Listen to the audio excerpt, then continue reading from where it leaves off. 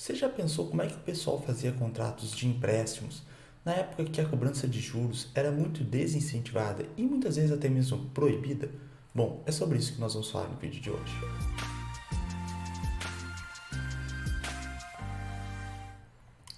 Opa pessoal, meu nome é Felipe Jacques, eu sou assessor de investimentos credenciado pela Ancor e possuo especialização em investimentos Ambima. No vídeo de hoje vamos comentar um pouquinho sobre a época da proibição canônica de juros na Idade Média e como que os contratos de empréstimos eram feitos. Existia uma maneira assim de estar driblando essa proibição. E aproveito para salientar que o vídeo de hoje é inspirado nesse livro aqui, Moeda, Crédito Bancário e Ciclos Econômicos, de Jesus Huerta de Soto, um grande jurista e também economista da Escola Austríaca de Economia. O foco do livro não é justamente esse, mas tem um tópico que aborda essa questão que a gente vai estar conversando hoje, justamente sobre a época da proibição canônica dos juros que a gente tinha na Idade Média e como que o pessoal fazia para tentar driblar essa proibição. Bom, então para dar uma analisada melhor, nós vamos ver os slides a seguir. Bom, pessoal, nesses slides aqui a gente tem uma explicação básica da diferença entre um empréstimo e um depósito monetário, que é quando eu deposito dinheiro em um banco, por exemplo, na minha conta corrente, isso é um depósito monetário. Qual que é a diferença, pessoal?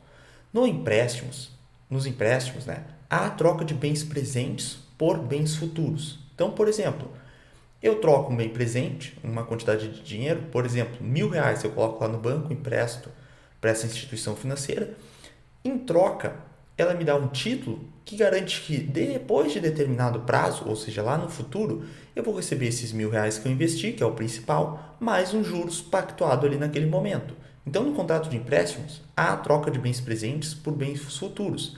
E disso decorre a incidência de juros, justamente pela questão da preferência temporal. O ser humano tende a preferir bens hoje do que os exatos mesmos bens lá na frente. Então, por abdicar de estar com os bens no presente e deixar eles lá para o futuro, a gente exige os juros, que é justamente o valor do tempo, né? O valor do dinheiro no tempo, no caso, porque normalmente é feito com moeda, com dinheiro.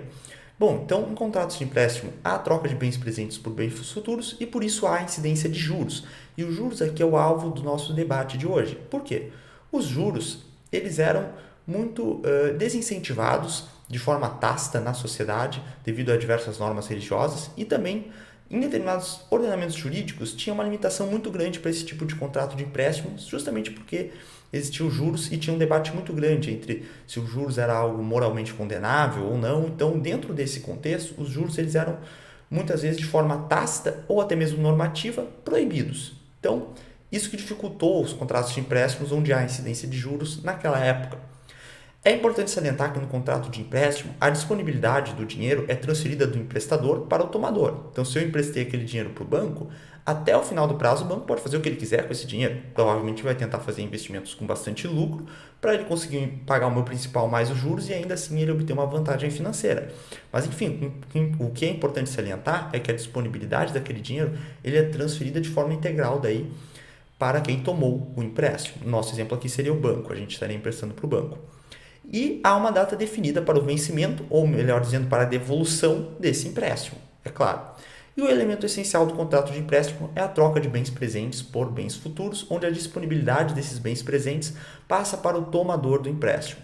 Bom, o contrato de empréstimo era muito complicado de se executar na época justamente por essa condenação canônica dos juros que existiam em muitos ordenamentos jurídicos vigentes naquela época e também de forma tácita por normas sociais e religiosas. Mas, para a gente entrar no contexto de como que o pessoal usava para driblar esse tipo de contrato, que mecanismos jurídicos eles usavam para disfarçar essa cobrança de juros, a gente precisa entender o que é um depósito monetário. E o que seria isso? Depósito, eu deposito algo em algum lugar para ele ficar custodiado, guardado ali perante aquela instituição que eu depositei.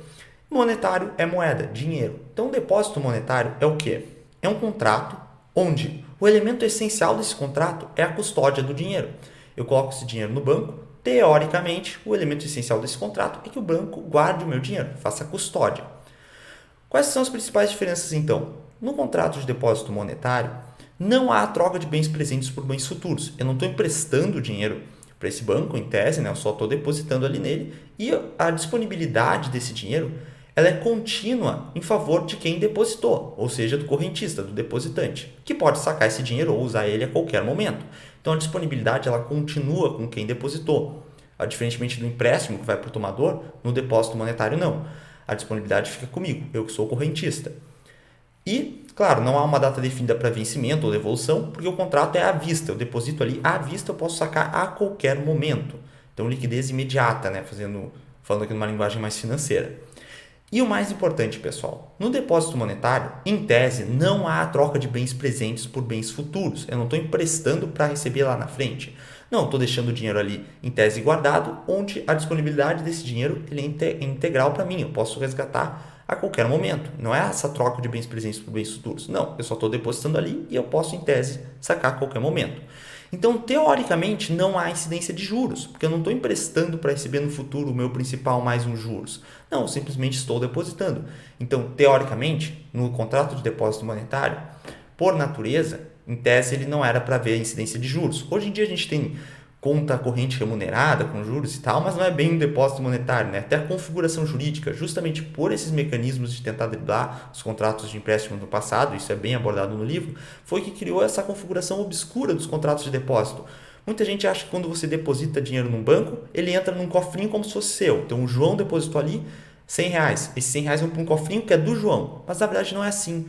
Porque os depósitos monetários hoje em dia são irregulares, via de regra. O que seria isso? Você deposita lá, não fica num cofrinho, fica num bolo de dinheiro, junto com o dinheiro de todos os outros depositantes. E se você quiser sacar, você vai receber. Por quê? O dinheiro tem a característica da fungibilidade.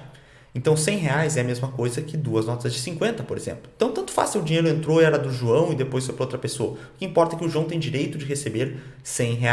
Mesma quantidade, mesma natureza do dinheiro. E o dinheiro, por ser fungível, ele consegue ser manejado dessa forma em que eu só tenho que devolver aquele valor para o João, não tendo que ser a exata nota que o João me depositou. Então, nesse caso, há uma confusão muito grande, porque muita gente acha que depositando dinheiro no banco fica num cofrinho que é seu, mas na verdade não, entra num bolo de dinheiro de várias pessoas. Inclusive, o banco ele não tem esse dinheiro todo que ele promete para os depositantes.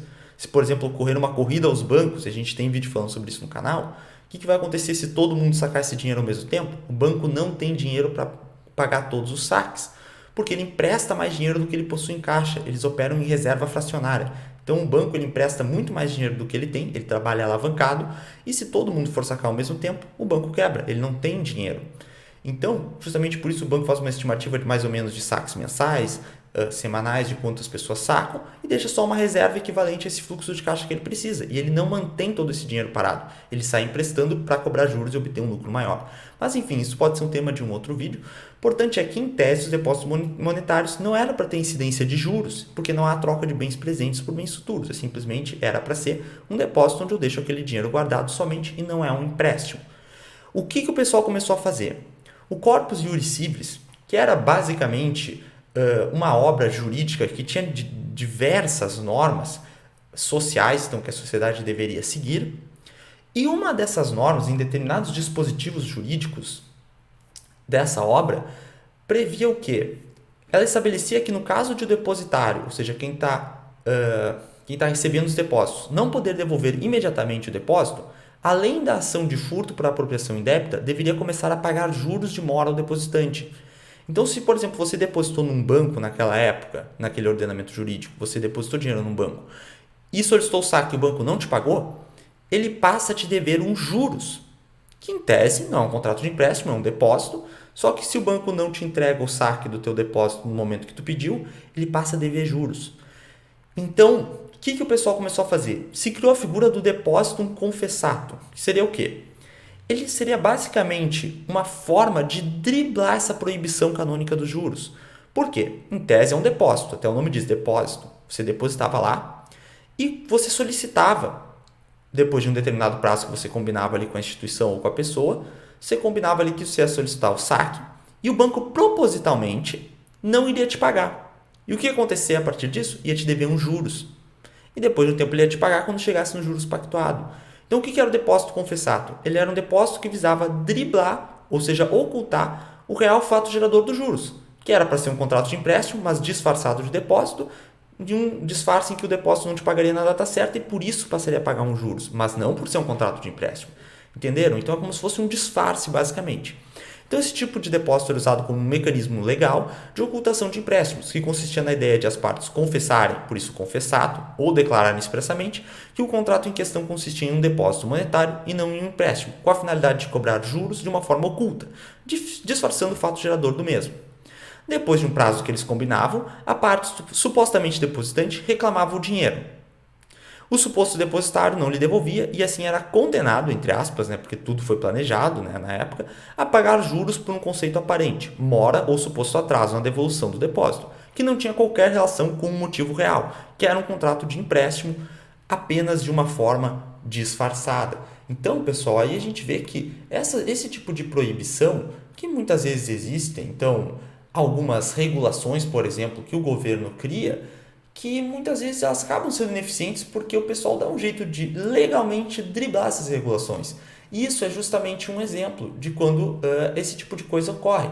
E quando ocorre? Quando continua tendo uma demanda por empréstimo, não era porque era proibido que a demanda ia acabar. Então se encontram outras formas da demanda se encontrar com a oferta. Então, inevitavelmente vai acabar acontecendo. Esse é só um exemplo de forma de driblar a proibição dos juros que existia na época.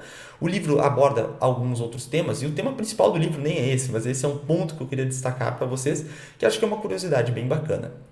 Então, se você gostou do vídeo, deixe um like, se inscreva no canal e ative o sininho de notificações para receber avisos referentes aos próximos vídeos. Eu aproveito também para salientar, pessoal, que nós temos diversos cursos de investimentos. Nós temos o curso Start para quem está começando no mundo de investimentos, que quer aprender o básico, renda fixa, renda variável.